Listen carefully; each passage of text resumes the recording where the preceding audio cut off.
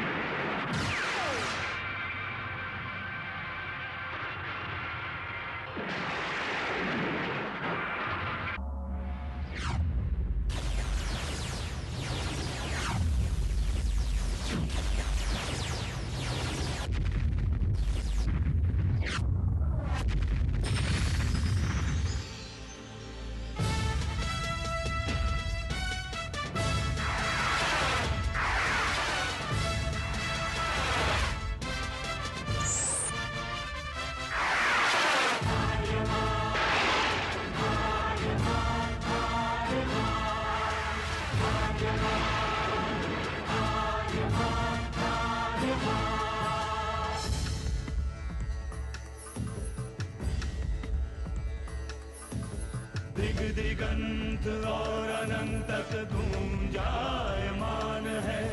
ब्रह्मनाद है विधि का वो अटल विधान है। धर्म की अधर्म पर विजय का वो प्रमाण है। जायमान है वो अटल विधान है। विजय का वो प्रमाण है। ब्रह्मांड का महान योद्धा आर्यमान है।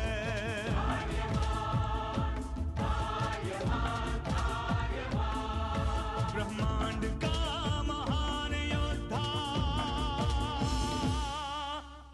वो आर्यमान है। आर्यमान है।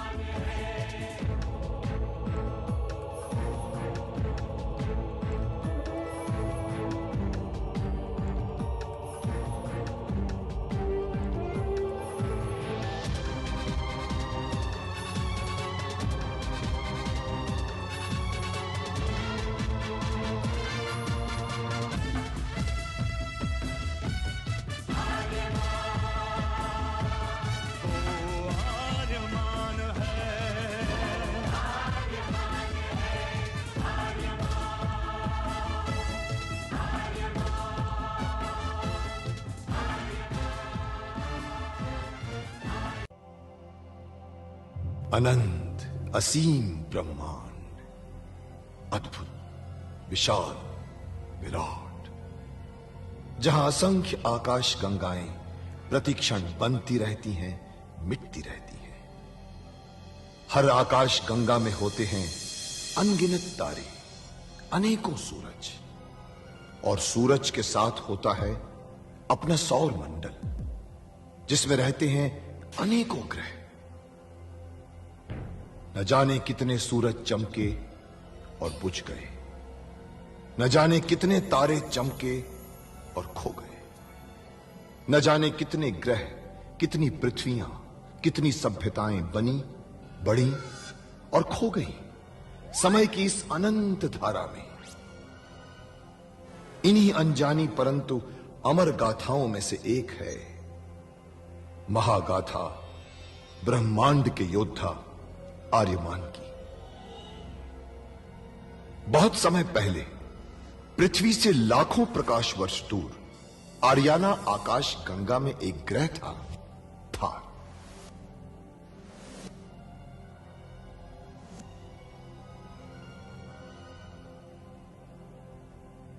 थार एक रेगिस्तान था, पानी की बूंद नहीं थी, फिर भी पूरे ब्रह्मांड के लिए मूल्यवान था थार, क्योंकि थार में थी ऐसी खाने जहां से दुर्लभ जीवनदायी पदार्थ निकलता था, जिसे थारस कहते थे। यह किसी भी ग्रह की जहरीली से जहरीली हवा को भी रासायनिक प्रक्रिया से प्राणवायु बना देता था, जीने के लायक बना देता था। कहावत थी, थारस जिसके वश में, पूरी आकाश गंगा उसके वश में। आर्याना आकाश गंगा की संरक्षक संस्था ओमियान के नियमों के अनुसार थारस को कोई भी व्यक्ति अपने वश में नहीं कर सकता था। यहां तक कि थार ग्रह का राजा जारांत भी नहीं। राजा होते हुए भी जारांत अपना राज्य गणतंत्र प्रणाली से चलाता था। खानों से निकलने वाले थारस का 25% भाग ही थार ग्रह के हिस्से में आता था। बाकी का हिस्सा ओसेक अंतरिक्ष संगठन में चला जाता था। ओसेक आरियाना आकाश गंगा के व्यापारियों का संगठन था और जिसका संचालन अंतरिक्ष में बनाए गए एक कृत्रिम ग्रह ओसेक से होता था। मगर ओसेक संगठन में कई व्यापारी ऐसे भी थे जो अति महत्वाकांक्षी थे, जो पूरे ब्रह्मांड में अपना आधिपत्य स्थापित करना चाहते थे। परंतु जब तक ओमियान था तब तक कोई कुछ नहीं कर सकता था। ओमियान अंतरिक्ष के लोगों की संरक्षक संस्था थी, जो अंतरिक्ष के निवासियों के हितों का पूरा ध्यान रखती थी और अपनी शांति सेना के द्वारा संपूर्ण ब्रह्मांड में शांति और व्यवस्था बनाए रखती थी। इसी ओमियान संस्था का अध्यक्ष था महान होशिंग। होशिंग जिस ग्रह पर रहता था उस ग्रह का नाम था गुरुक्षेत्र, जहां आज छिड़ी हुई है एक महाजंग।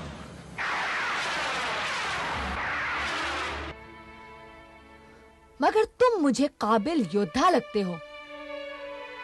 अगर तुम चाहो तो रक्षिंद्रा तुम्हें प्राणदान दे सकती है, मगर तुम्हें ब्रह्मांड को फतह करने में मेरा साथ देना होगा। बोलो, दोगे? आर्यमान, तुम अवश्य रक्षिंद्रा को मार सकते हो, परंतु ये भूलना मत, वो एक दुष्ट और शक्तिशाली नारी है। नारी वैसे भी अपने आप में शक्तिशाली होती है, परंतु उस दुष्ट नारी के पास पाप की शक्ति भी है। उसे हराना आसान काम नहीं होगा। आर्यमान किसी पापिनी का साथ नहीं देता, कभी नहीं। मौत का खौफ भी नहीं है तुम्हें? जिसके साथ सत्य का कवच हो वो किसी से नहीं डरता, मौत से भी नहीं। होगा, डर भी होगा।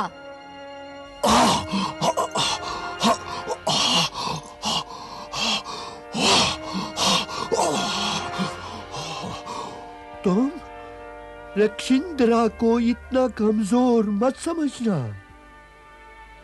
उसके पास पाप शक्तियों का भंडार है। तुम्हारे साधारण अस्त्र उसका कुछ नहीं बिगाड़ सकते। तो फिर वो अस्त्र कहां मिलेगा आचार्य, जो रक्षिंद्रा को समाप्त कर सके?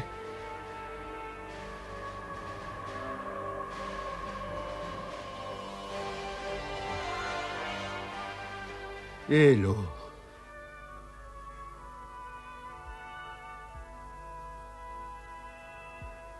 इसे पाप शक्तियों का नाश करने के लिए ही बनाया गया है।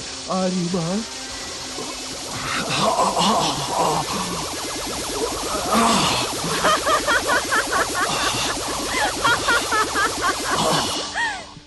मुझे मारना चाहते हो तुम?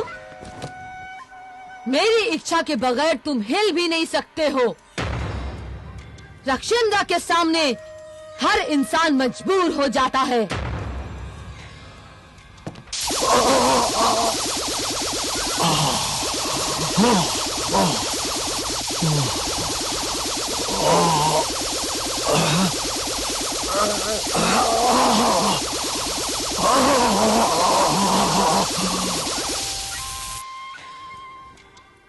देखती हूँ रक्षिंद्रा के सामने कब तक तुम्हारी ये जिद टिकी रह सकती है।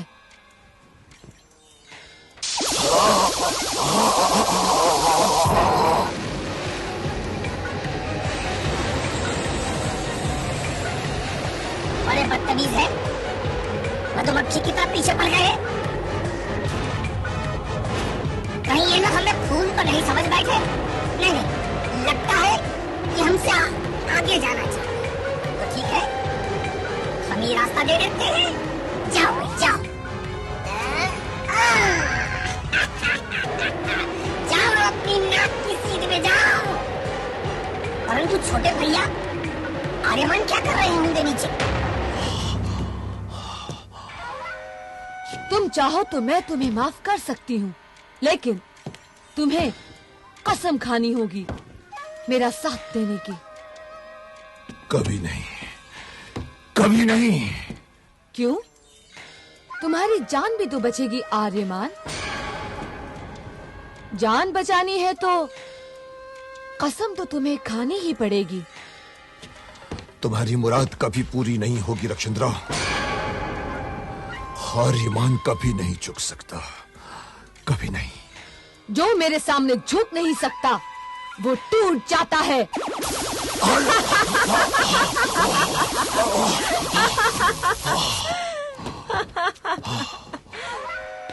क्या सोच रहे हो आर्यमान? तुम्हारे सामने दो ही रास्ते हैं, मौत या मेरी गुलामी। चुनाव तुम्हारे हाथ में है। बोलो, क्या चुनोगे? बोलो। एक योद्धा के लिए गुलामी से बेहतर मौत होती है रक्षिंद्रा। मौत के खौफ से आर्यमान किसी का गुलाम नहीं बन सकता, नहीं बन सकता। ठीक है, तो तुझे अब जलकर राख होना ही होगा।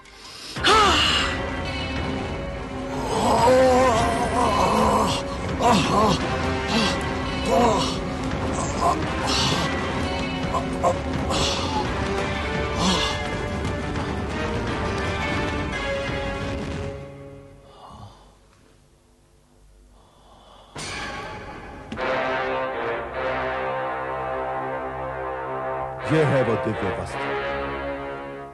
यह वस्त्र वही ग्रहण कर पाएगा जिसके दाहिने हाथ की रेखाएं इस चक्र में बनी हुई रेखाओं से मिल जाएंगी। तब उसके रक्त के तापमान से ये द्वार अपने आप खुल जाएगा आर्यमान।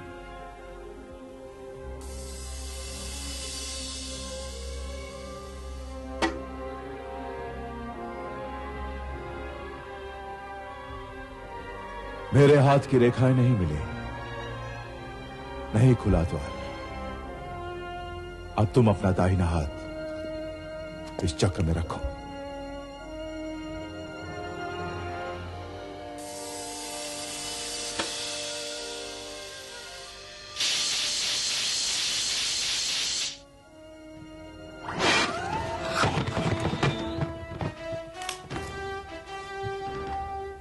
देखा, खुल गया द्वार। तू ही है वो ब्रह्मांड का योद्धा जिसकी प्रतीक्षा थी आर्यन आकाशगंगा को सदियों से। जब वीर रक्षिंद्रा के सामने जाना, वही वस्त्र पहनकर जाना जो तुम्हारी इच्छा शक्ति को प्रबल करेगा। वस्त्र का इच्छा शक्ति से क्या ताल्लुक है? ताल्लुक है। ये वस्त्र दिव्य है और विशेष उद्देश्य से प्राप्त हुआ है आर्यमान को। वाह, सचमुच तुम बहुत शक्तिशाली हो योद्धा। जितना मैंने सोचा था उससे ज्यादा, बहुत ज्यादा शक्तिशाली हो तुम। सालों से मुझे तुम जैसे योद्धा की ही तलाश थी। आज मेरी तलाश पूरी हुई आज मेरी तलाश। और आज पूरी होगी मेरी साधना। अब मैं हमेशा के लिए जवान रह सकूंगी, हमेशा हमेशा के लिए। चलो।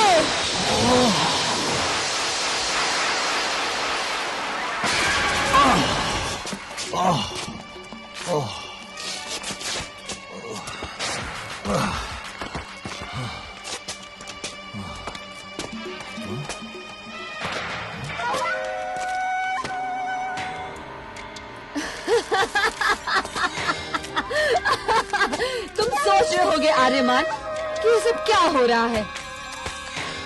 मैं भी यही सोच रही हूँ कि आज ये सब क्या हो रहा है। मुझे विश्वास ही नहीं हो रहा है कि आज मेरी साधना पूरी होने वाली है। सचमुच आज मेरी साधना पूरी होने वाली है, और वो भी पूरी होगी तुम्हारे कारण आर्यमान, तुम्हारे कारण। कैसी साधना? यौवन पर विजय की साधना। आज के बाद मैं हमेशा हमेशा के लिए जवान रह सकूंगी, हमेशा हमेशा के लिए।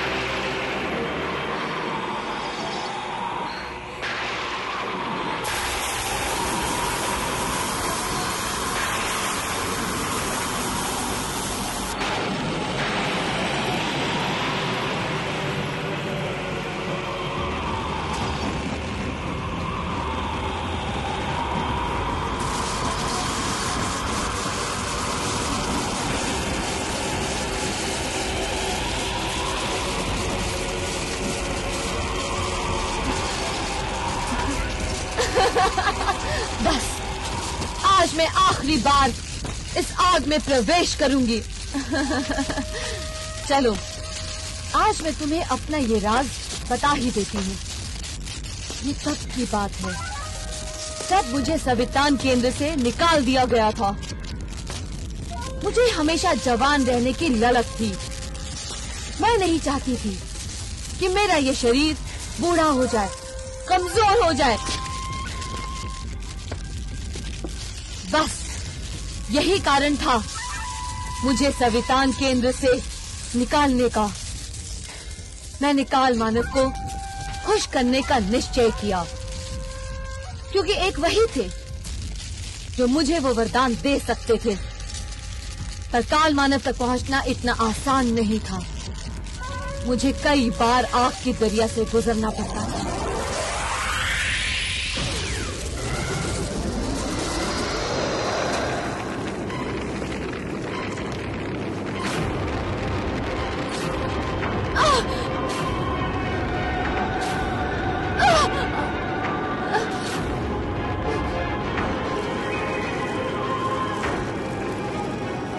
अगर काल मानव को खुश करना है तो मुझे जाना ही होगा इसके अंदर।